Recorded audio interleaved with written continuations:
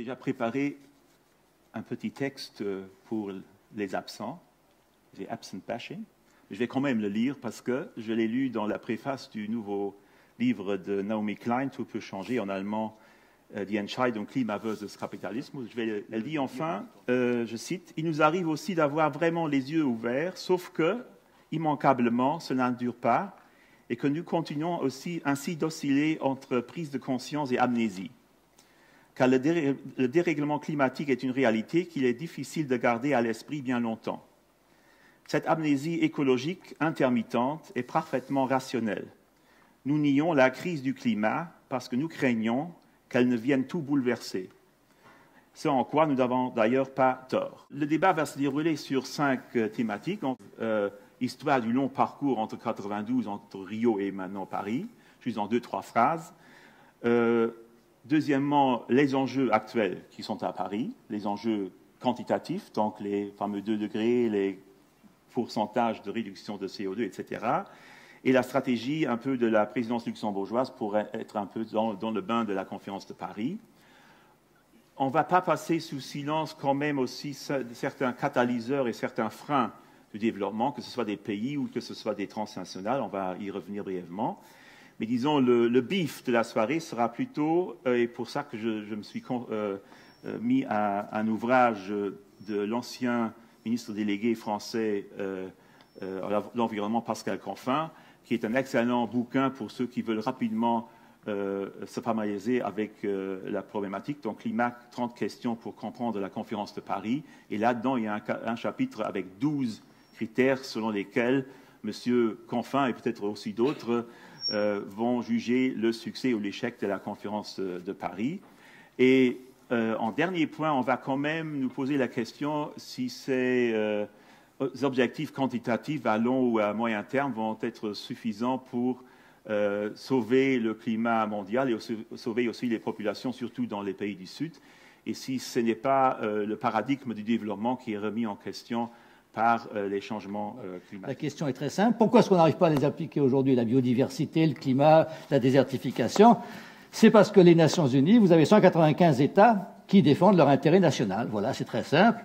L'humanité n'est pas invitée à la table. C'est quoi l'humanité? Ça n'existe pas. Donc il y a 195. Et le principal problème va venir des pays qui ne sont pas émetteurs, mais qui souffrent du changement climatique et qui disent et dans cet accord, qu'est-ce qu'il y a pour nous là-dedans? Voilà, c'est ça le principal problème de Paris.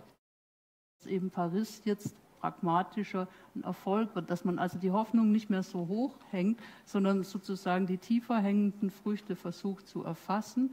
Bei vielen Sachen sind wir jetzt in Richtung Paris eigentlich weiter, dass diese Länder adäquat eingebunden werden, dass die wichtigen Länder, dass eigentlich alle Länder mit am Verhandlungstisch sitzen.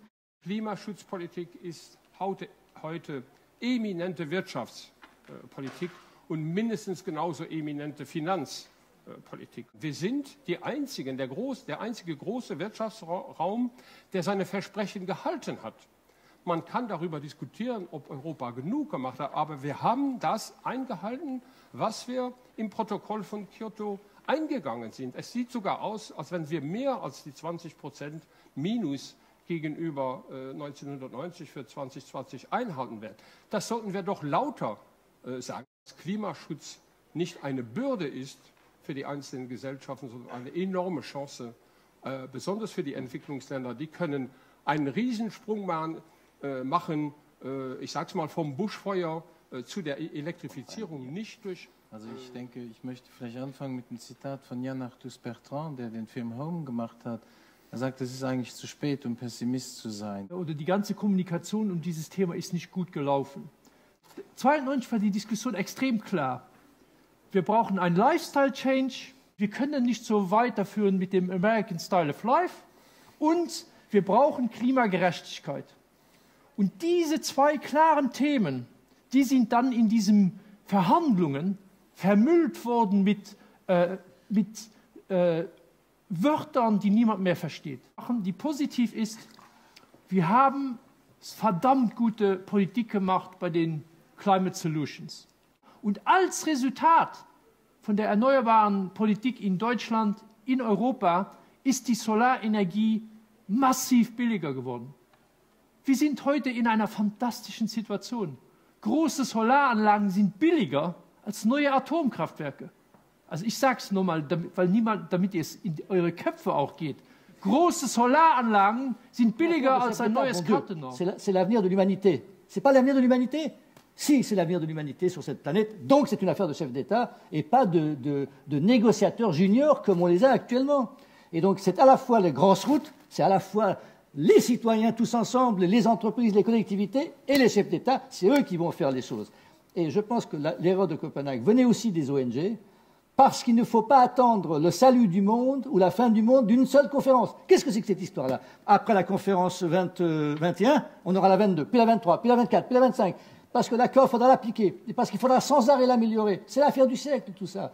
Et puis, c'est d'abord l'affaire du monde économique et politique général, des citoyens.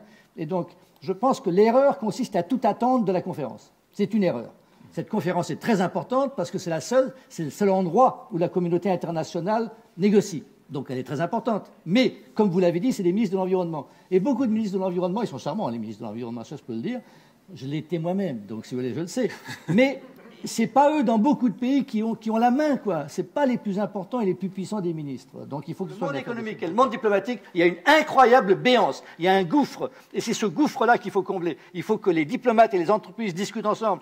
On a besoin d'avoir des décisions politiques qui aident ensuite à diriger les investissements dans la bonne direction. Wo wir nicht mehr die klassische Teilung aus dem Kyoto-Protokoll haben zwischen den sogenannten entwickelten Ländern und den sogenannten entwickelnden Ländern. Das war auch ein Manktum, das in diesem Protokoll drin war.